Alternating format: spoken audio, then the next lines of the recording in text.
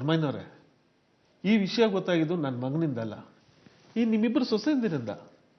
ಇಂಥ ಕಾಲದಲ್ಲಿ ಇಂಥ ಸೊಸೆಯಂದಿರು ಇರ್ತಾರೆ ಅಂದ್ರೆ ಆಶ್ಚರ್ಯ. ಬರ್ತಾ ಬರ್ತಾ ಪ್ರಪಂಚ ಚಿಕ್ಕದಾಗ್ತಾ ಇದೆ, ಹಾಗೆ ಜನರ ಮನಸ್ಸು ಚಿಕ್ಕದಾಗ್ತಾ ಇದೆ. ಆದ್ರೆ ನಿಮ್ ಸೊಸೆಯಂದಿರು ಹಾಗಲ್ಲ. ಅವ್ರ ನಾದಿನಿ ಬಗ್ಗೆ ತೋರಿಸಿದ ಪ್ರೀತಿ ನೋಡಿ ನಾನು ಮಾತೇ ಹೊರಡ್ಲಿಲ್ಲ.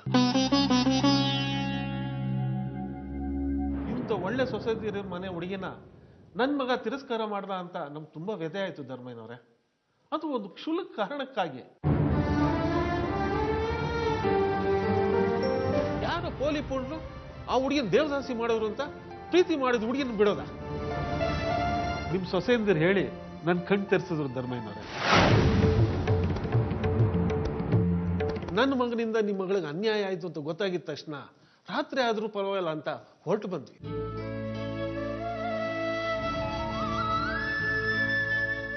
ಧರ್ಮಯ್ಯನವರೇ, ರುಕ್ಮಣ್ಣಮ್ಮವ್ರೆ, ನಿಮ್ಮ ಮಗಳನ್ನ ನಮ್ಮ ಮನೆ ಸೊಸೆ ಹಾಕಿ ತುಂಬ್ಕೊಳ್ಳೋಕೆ ನಿಮ್ಗೆ ಒಪ್ಪಿಗೆ ಇದೆಯಾ?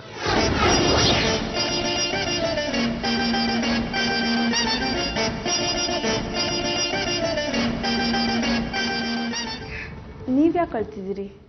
ನಮ್ಮಿಂದ ನಿಮ್ಗೆ ನೋವಾಗಿದೆ,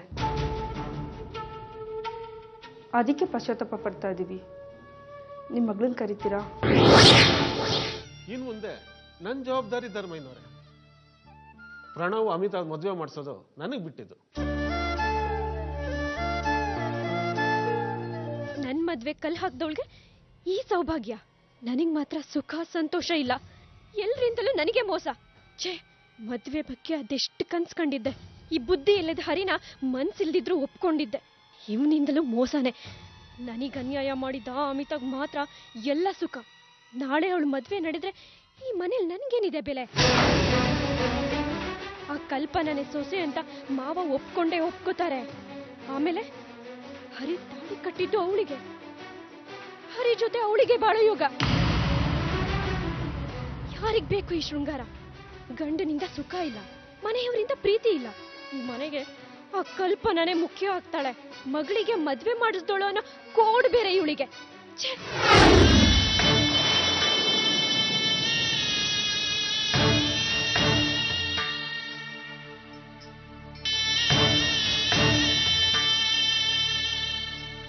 ನಮಗೆ ಪ್ರಣವ್ ಹೇಳಿದ ವಿಷಯ ಗೊತ್ತಿರಲಿಲ್ಲ.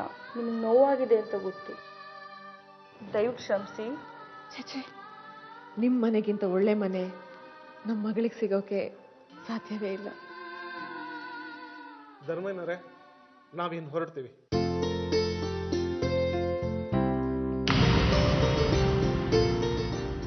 ನಾಡಿದ್ದೆ ಎಂಗೇಜ್ಮೆಂಟ್ ಇಟ್ಕೊಳ್ಳೋಣ. ಅಯ್ಯೋ, ನಾಳೆ ಅಂದ್ರೂ ನಾವು ಸಿದ್ಧ.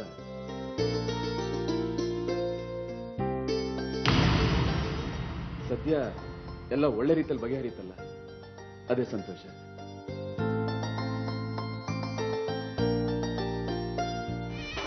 ಅಮಿತಾ ಪ್ರಣವ್ನ ಒಂದ್ ಮಾಡಿ ಮದ್ವೆ ಮಾಡ್ತೀರಾ?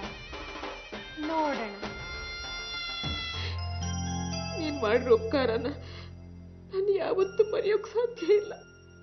ಅತ್ತೆ, ಈ ಮಾತು ಹೇಳ್ಬೇಕಾಗಿರೋದು ನನಗಲ್ಲ, ಕಲ್ಪನಂಗೆ. ಪ್ರಣವ್ನ ಭೇಟಿ ಮಾಡಿ ಅವನ ಹತ್ರ ಮಾತಾಡೋದಕ್ಕೆ ಹೇಳಿದ್ದೆ ಕಲ್ಪನಾ. ಅವಳು ಹೇಳಿದಕ್ಕೆ ನಾನು ಬೆಂಗಳೂರಿಗೆ ಹೊರಟಿದ್ದತ್ತೆ.